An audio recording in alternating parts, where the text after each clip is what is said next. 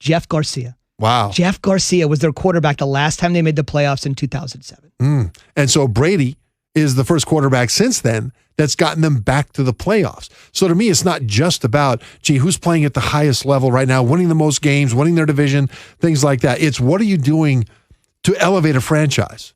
And that's valuable too. And his stats, Brady's stats are good enough to be able to, from the standpoint of total yards, things like that, passing yards, good enough to be considered. But that's not what I'm talking about. I'm talking about how he's elevated Tampa to a place that they haven't been for about a decade and a half. Now, when you think about it from Tampa's standpoint, this is all you need to know about what happened on Saturday if you missed it. And I don't want to go back to ancient history because in the world that we live in, Saturday is ancient history. 5 minutes ago is ancient history. But Blaine Gabbert played the entire second half. Brady was amazing. He had the best first half. I mean, we were talking over 300 yards, 4 touchdowns. He had a first half that almost no quarterback in the NFL has had in the first half in quite some time. It was a blowout. It was a 40-point win. They stand right now in the top wildcard spot, the 5th seed in the NFC. Because this story is what it is. Look, he had his worst ever performance, the worst performance of his entire legendary 20-year career in the second matchup against the Saints.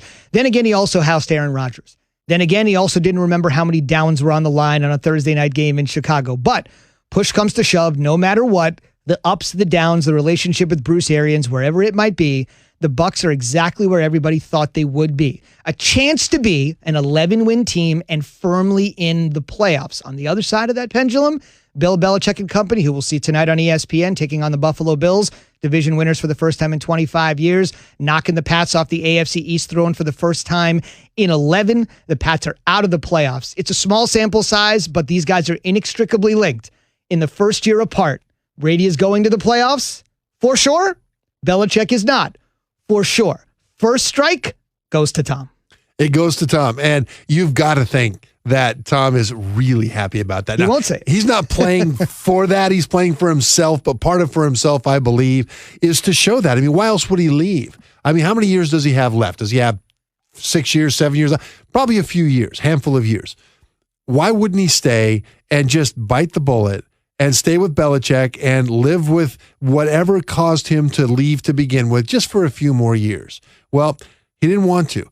And part of the reason, I think, is that he got tired of people saying that it might be Belichick and Belichick can win with any quarterback. No, I don't know that for sure. I don't want to put words in Tom Brady's mouth. But as an athlete who's incredibly competitive, who has played against former teams, played against former coaches, knowing what some of them have said about me, I wanted to beat them. And there's a satisfaction in having the people that you left behind miss you desperately. And that's the position that Brady finds himself in right now. Again, I don't know that that's his driving motivation. I would be surprised if it were. But it's got to be something that's amazingly satisfying. And right now, it is utterly indisputable that it was quarterback that had the biggest impact, at least in the small sample size that you talked about. And you think about it, with everywhere they are on offense, they've gotten Gronkowski clicking finally.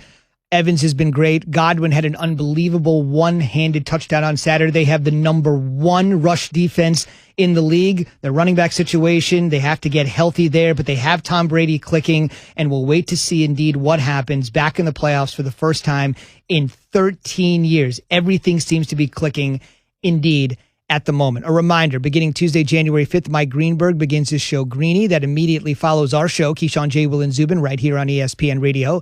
Greeny will take you inside the stories of the day as only he can, have the A-list newsmakers you'd expect from Mike Greenberg, and interact with you every single weekday. From Keyshawn, J. Will, and Zubin, right into Greeny, weekday mornings on ESPN Radio. That starts on January 5th.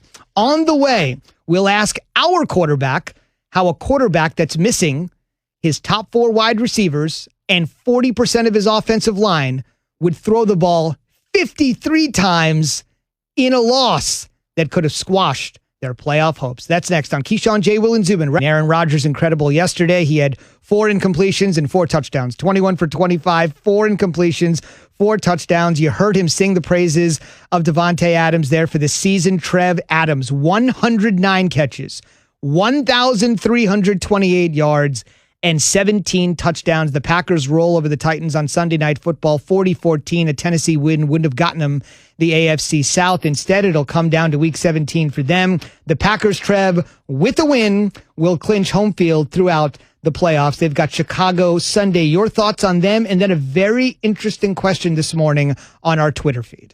Yeah, Green Bay is absolutely on fire right now. Defense is playing well. They've invested in defense. They've helped Aaron Rodgers that way. And Rodgers, I think, is just mad. We talked about Trubisky being mad. Rodgers is mad. He's got a commercial where a guy in the commercial tells him he's wrong about something. So he goes up and hits a golf ball about 4 miles, and he looks at the guy and with a snarky attitude says, "That come down yet?" Right? And it looked to me like he wasn't acting. Well, they drafted Jordan Love, a quarterback, in the first round to eventually take his place. And I think that lit a fire underneath him. And I think it's the same kind of motivation that he had in that commercial that he is right now playing as well, I think, as he ever has. And so I think the Bears are in for a long day. So that'll be the matchup week 17, Chicago and Green Bay. Green Bay wins. They have themselves home field throughout the NFC playoffs. The Chiefs have already clinched that in the AFC. We're going to get to that in just a second. Bears win. They are in. And you're right. The drafting of Jordan Love didn't put a chip on Aaron Rodgers' shoulder. It put a boulder on his shoulder. And for those of you that get this one, I certainly love your shout out there on the commercial, but I should also mention we are presented by Progressive Insurance, and we also love insurance companies for those of you who get that one. All right, so we're asking this morning on the Twitter feed, who do you trust more in the playoffs, the Chiefs or the Packers? Simple, right? Chiefs have already locked up the 1 seed. The Packers, as I mentioned, can do so with the win on Sunday. Tell us who you trust more and why. Now, these results are a little bit surprising to me, but perhaps there's some recency bias there. 69%, Trev, 69% of people on our Twitter feed have said the Packers, including, I'm not here to judge, Jimmy Fingers. Jimmy Fingers says the Chiefs have overcome big deficits in the playoffs. Mahomes wildly accurate the longer the play goes on. They seem nigh impossible to be able to shut out at time. So that's interesting. 69% going with the Packers. The rationale for the Chiefs is what it is as well. If I were to give my anecdotal thoughts on exactly why some of our fellas and ladies would go with the Packers, I would say wins are wins, and the Chiefs are at a point now where now we're speculating and scrutinizing their wins, even though W's are hard to come by in this league. But here in the last month and a half, they barely edged by the Panthers by 2. They edged by the Raiders, and yes, the Raiders have played them tough this year. They barely edged by the Broncos on a Sunday night in Kansas City, didn't look tremendous. They edged by the Dolphins on the road, didn't look tremendous. And yesterday, obviously, one of the best field goal kickers in the league, the NFC's Pro Bowl kicker, missing a field goal, allowing them to sneak by the Falcons. In the interest of equal time, I would also tell you they had a very impressive win over Tom Brady and the Bucs. They had a very impressive win over Drew Brees and the Saints in Drew's first game back. A lot of talk about Aaron Rodgers and Patrick Mahomes battling 1-2 for the MVP, but you'd like to throw a 2A in there. I think the 2A would be Tom Brady.